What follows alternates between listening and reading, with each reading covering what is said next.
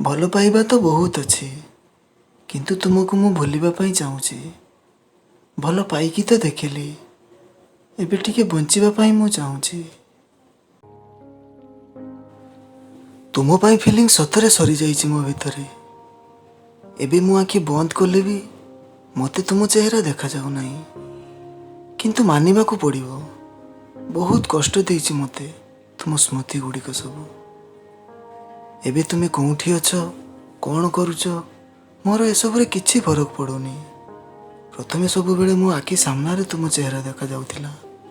ମୁଁ ସେ ଚେହେରା ଉପରେ କବିତା ଲେଖିବାକୁ ଚେଷ୍ଟା କରୁଥିଲି।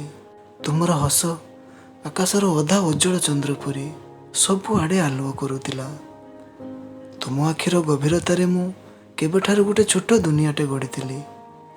ସକାଳୁ ଉଠି ମୁଁ ତୁମ ଲାଷ୍ଟ ସିନ୍ ଚେକ୍ କରୁଥିଲି। ରାତିରେ ଶୋଇବା ପୂର୍ବରୁ ବି ସେଇଆ ହିଁ କରୁଥିଲି।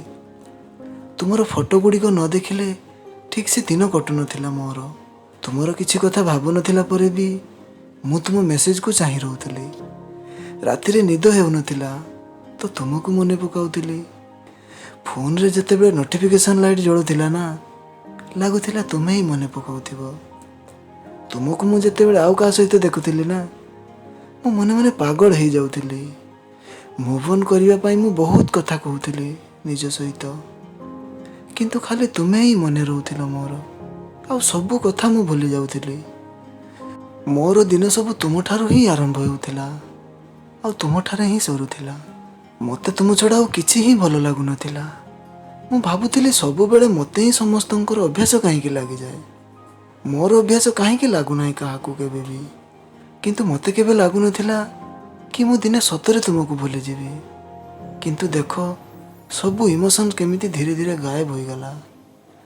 ଏବେ ଗୀତ ଶୁଣିଲା ସମୟରେ ବି ମୁଁ ତୁମକୁ ମିସ୍ କରୁନାହିଁ। ତୁମ ପ୍ରୋଫାଇଲ୍ ଚେକ୍ କରିବାର ମୋତେ ଜଣା ନାହିଁ କେତେ ଦିନ ହୋଇଗଲାନି। ଏବେ ତୁମକୁ ଦେଖିକି ମୋ ଭିତରେ କିଛି ଫିଲିଙ୍ଗସ୍ ବି ଆସୁନାହିଁ, କି ମୋ ଭିତରେ ଇମୋସନ୍ର ରେସ୍ ବି ହେଉନାହିଁ। ଏବେ ତୁମର ଆସିବାର ଯିବାର କିଛି ଫରକ ବି ପଡ଼ୁନାହିଁ। ତୁମେ କିଛି ବି କର, ଏବେ ମୋତେ କିଛି ବି ଫରକ ପଡ଼ୁନାହିଁ। ଖାଲି ସମୟ ଟିକେ ଦରକାର।